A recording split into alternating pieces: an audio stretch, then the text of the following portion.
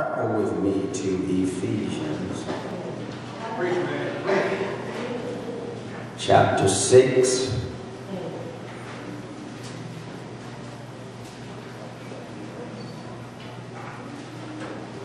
Verses 10 through 18.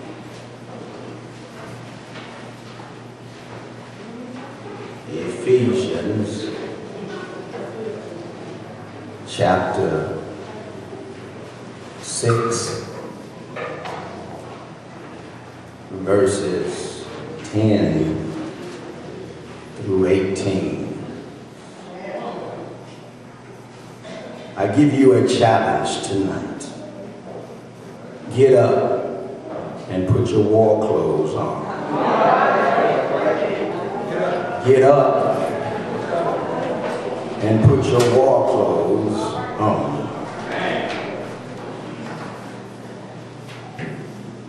As I look back on my time spent in the military, I've come to discover something very significant.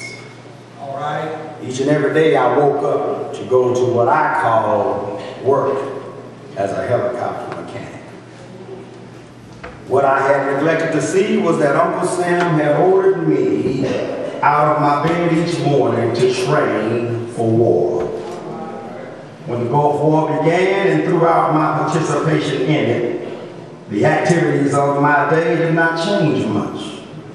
Sometimes they became more intense, and sure, I realized this was the real deal, but I had come to discover that every day I was training for war. I was taught how to carry myself, what equipment to use, what gear to wear on my body, and even how to defend myself or kill a man if it came down to it. But the one thing I learned most is that in the heat of battle, it will come down to this. It's either him or me. And in that moment, who am I receiving my orders from? What will be my motivation to win this battle that I find myself in?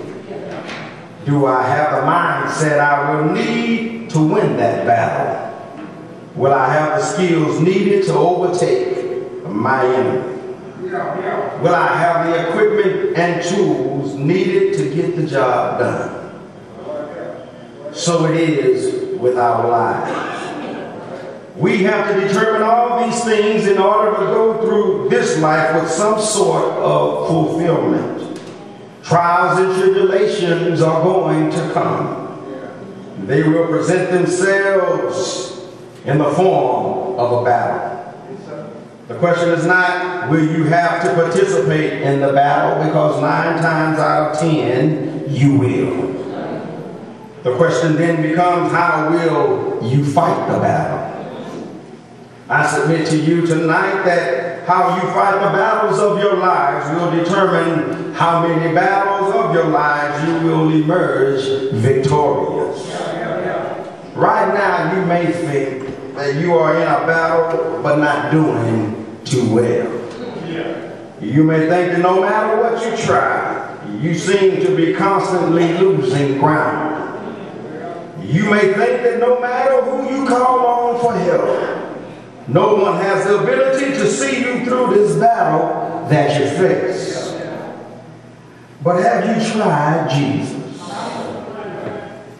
In our battles of life, many of us are fighting a useless fight because we have failed to equip ourselves with what we need to adequately perform in that particular battle. We are showing up bare-fisted while our enemy is showing up with a knife. And when we call ourselves coming back with a knife, we find now that our enemy has obtained a gun. Our hearts and minds are not being prepared for the battles we face today. We have found ourselves confused and deluded into believing that we have all that we need all by ourselves, as if we are a match at all for Satan. Well, my brothers and sisters, I have some good news and I have some bad news. Let's start with the bad news. The bad news is that none of us are any match for Satan all by ourselves. As soon as you start believing that you can take on Satan all by yourself, you have already lost the war. But here's the good news. You can take on Satan by connecting yourself to a line of power from God.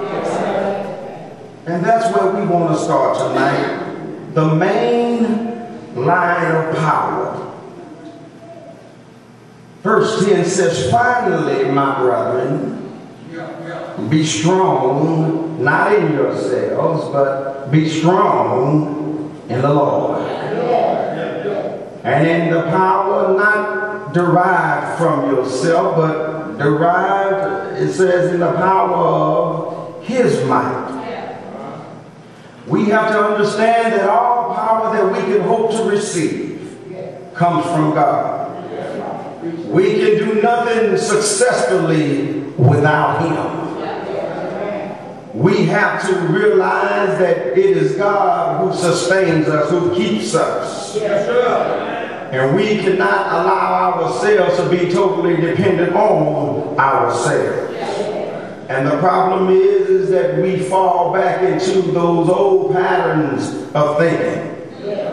When you fall back into the old patterns of thinking you developed before you came to Christ. As we look back on our lives, we find that we grew up independent of God. We did things our own way.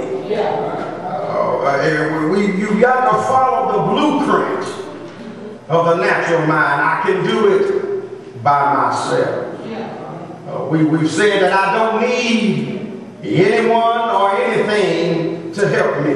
But I have come to discover that in this life, no matter who you are, no matter how big you are, no matter how rich you are, how poor you are, no matter how strong you are, you are going to need somebody.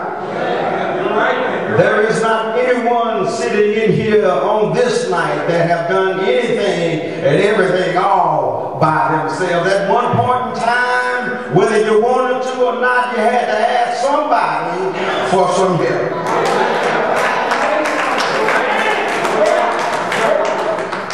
And my father always told me there's something wrong with a man who can't do two things. If he can't open up his mouth and tell somebody, thank you.